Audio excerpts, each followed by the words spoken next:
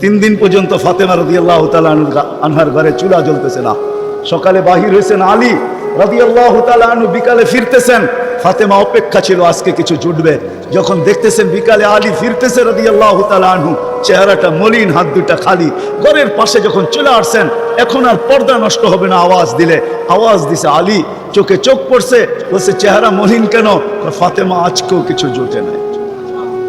তো ভিতর থেকে আওয়াজ আসতেছে, আলী ওয়াজাদনা শাকারনা লাম নাজিদ সাবারনা, পাবো তো শুকরিয়া আদায় করব, না পাবো তো সবর করব।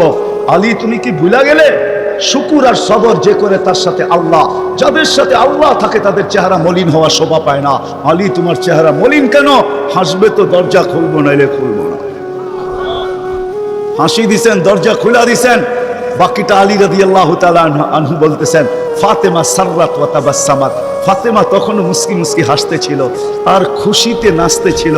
আমি তো ঘরে ফিরে আসছি, কিছু আসুক আর না আসুক, আমার রাজা তো ঘরে ফিরে আসছে। বলে আমি আর নিজেকে ধরে রাখতে পারি না, কাঁধে হাত রেখা বললাম, রাহিমাল্লাহু ইমরাআতান, তোর মতো মেয়েদের উপরে আল্লাহ কিয়ামতের সকাল পর্যন্ত রহমতের বৃষ্টি বর্ষণ করবে। তারপরে চিৎকার দিয়া বলছে, দুনিয়া খায়রুন নিসা ফাতেমা, ফাতেমার চেয়ে উত্তম কোনো মেয়ে নাই। এটার নাম হলো কেক কাটা ছাড়া হ্যাপি। আমরা তো কেক কাটো, আল্লাহকে রাজি করতে হবে। রাজি? আল্লাহকে রাজি করতে রাজি? কে কে রাজি দেখি? হ্যাঁ সত্য? নামান নামান নামান। কিন্তু আল্লাহকে রাজি করবেন কি করে? চোখে দেখা যায়? কথা কানে শোনা যায়? দেনদারনায় আনা যায়? বর্ণনা দিয়ে শেষ করা যায়?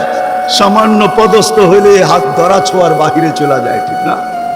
বাপ এরকম নেয় যে উনি মনে হয় সবকিছুর মালিক, ঠিক না?